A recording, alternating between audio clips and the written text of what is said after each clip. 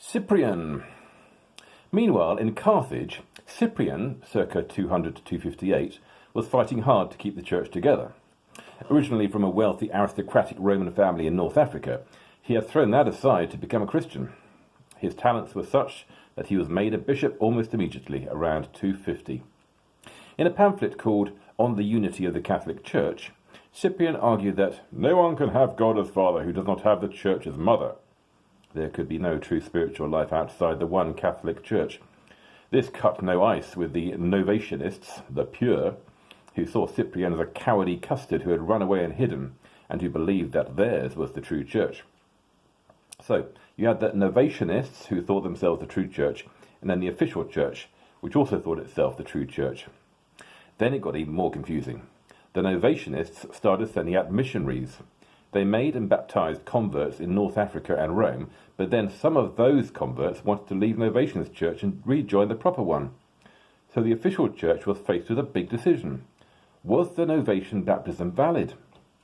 Stephen, Bishop of Rome, took a conciliatory line and accepted their baptism as valid.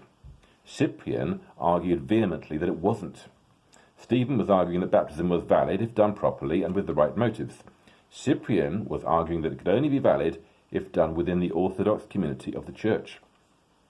So, Stephen called Cyprian a false Christ and excommunicated him.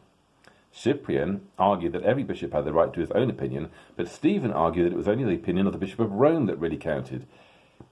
In an attempt to clinch the matter, Stephen played the St. Peter card, citing Matthew 16:18, "On this rock I will build my church."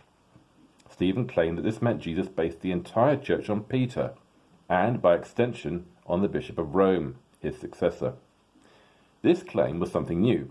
In over 200 years, no one had ever dreamt this statement had anything to do with the Bishop of Rome. It's bizarre in a way that so much of the prestige of Rome and what became the papacy is based on Peter, a man who, as far as the New Testament shows, was never a bishop of anywhere, never mind Rome. Paul has a much stronger connection, but Paul makes an uncomfortable role model. It's not easy to base your authority on someone who's spent his whole life getting up the nose of church leaders. And that indeed was what Novatian had done. He had challenged the accepted leaders. But at the root of his argument was a clash of views about what the church was. Cyprian's view was an expansionist one. Novatian's was idealist. Novatian viewed the church as a place for the pure, Cyprian as a place for sinners. The Novatianists did not die very quickly. The church survived well into the 5th century. And then, in 258, Emperor Valerian brought some much-needed unity back to the bishops by ordering that they should all be killed. Persecution was back. Putting aside all their differences, Stephen, Cyprian and Novatian shared the same fate. They were martyred. In Rome, Stephen and his successor, Sixtus II, were both martyred. In Carthage, Cyprian was hauled before the authorities and offered the chance to make a pagan sacrifice. He refused. Initially, he was only banished to Kurubis, modern Korba in Tunisia. Apparently it is famous today among bird watchers. Cyprian's biographer recorded that it was a sunny and appropriate place, a refuge secluded as he wished, along with a more uncertain passage that may read, he also ticked off 53 new species, including a rare spotted egret. Probably not. But when a new edict came round, he was brought back to Carthage, interrogated and sentenced to die by the sword. He was beheaded on the 13th of September, AD 258. No hiding now. Things didn't go well for Emperor Valerian, as it turned out. He was captured in battle by the Persian king Shapur I, and for the rest of his life, when Shapur wanted to mount his horse, he used Valerian as a mounting block. Okay, fact file on the next saint, Anthony. Name Antonius, aka Saint Anthony. Nationality Egyptian. Dates circa 250 to 356. Appearance thin, very, very thin, and leathery probably. Before he was famous? Not known. His parents were wealthy, apparently. Famous for?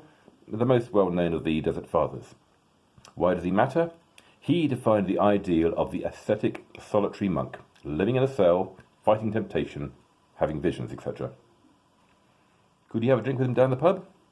Not really, given the fact that he lived in a desert. Monk. The Pure episode raised the issue of whether all Christians are the same, or whether some are more Christian than others. As soon as any movement gathers members, there arise those old hands who tell the newbies that they're not doing it right, and complaining that the movement has gone soft. But it is clear that some had already started to think that Christianity had rather lost its way. Somewhere around 270, a young man called Anthony walked into a church in Egypt and heard the following words from Matthew's Gospel: "If you wish to be perfect, go, sell your possessions and give the money to the poor, and you will have treasure in heaven. Then come, follow me." Matthew 19:21. Anthony did wish to be perfect. And, not being someone who embraced Origen's allegorical reading of Scripture, he left the church, sold all his possessions, put his sister into care, and went to live in the desert.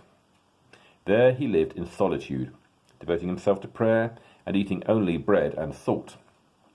His only companions were enemies, demons, who assailed him with lurid sexual temptations and appeared as wild beasts.